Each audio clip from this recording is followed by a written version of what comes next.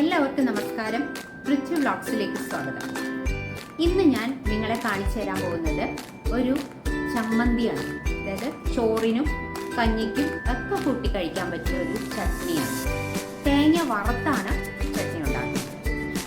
ഇത് മുമ്പത്തെ വിറകടുപ്പൊക്കെ ഉള്ള കാലത്തൊക്കെ ആണെങ്കിൽ നമുക്ക് ഈ തേങ്ങ കൊത്തിയെടുത്തിട്ട് അത് ഈ കനലിലിട്ട് ചുട്ട് ചമ്മന്തി അരയ്ക്കാം.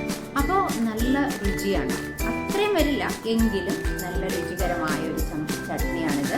നമുക്ക് എങ്ങനെയാണ് ഉണ്ടാക്കുന്നതെന്ന് ഞാൻ കാണിച്ചു തരാം. വരും.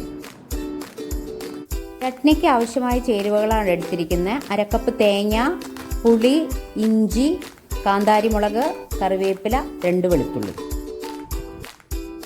ഈ തേങ്ങ ഒന്ന് വറുത്തെടുക്കണം. ചെറുതായിട്ടൊരു ബ്രൗൺ നിറമാകുന്നത് വരെ കൈവിടാതെ ഇളക്കി വറുത്തെടുക്കണം. ഒപ്പം തന്നെ ഇതിലേക്ക് ചെറിയ ഉള്ളിയും ചേർത്ത് കൊടുക്കണം. വെളുത്തുള്ളിയും എടുത്തു വെച്ചിരിക്കുന്നത് ഇട്ട് കൊടുത്ത് ഒന്ന് പതുക്കെ ഒന്ന് മൂപ്പിച്ചെടുക്കണം.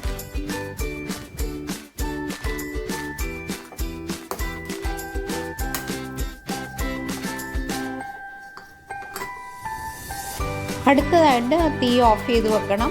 മുളക് പൊടി ഇതിലേക്ക് ചേർത്ത് കൊടുക്കണം. നല്ല എരിവുള്ള മുളക് പൊടിയാണ് ചേർത്തിരിക്കുന്നത്. അത് ആവശ്യത്തിന് ചേർക്കാം, നമ്മുടെ എരിവിൻ്റെ പാകത്തിന് ചേർക്കാം. എന്നിട്ട് ഒന്നിളക്കി യോജിപ്പിച്ചാൽ മതി.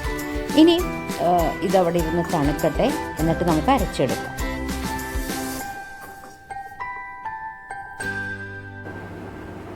വറുത്തെടുത്ത തേങ്ങാക്കൂട്ട് തണുത്ത് കഴിയുമ്പോൾ മിക്സിയുടെ ചെറിയ ജാറിലേക്ക് ഇട്ട് കൊടുക്കണം. ഇഞ്ചിയും പുളിയും ആവശ്യത്തിന് ഉപ്പും ചേർത്ത് ഇത് തരിതരിപ്പായിട്ട് അരച്ചെടുക്കാം.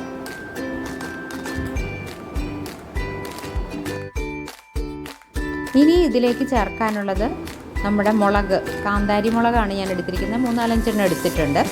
പിന്നെ കറിവേപ്പില, ആവശ്യത്തിന് കറിവേപ്പില ചേർത്ത് ഒന്നുകൂടി ഒന്ന് പൾസ് ചെയ്തെടുത്താൽ മതി. നല്ലപോലെ അരയണ്ട, തരിതരിപ്പായിട്ട് തന്നെ ഇരിക്കണം. എങ്കിലേ ചമ്മന്തിക്ക് നല്ല രുചി ഉണ്ടാവുള്ളൂ.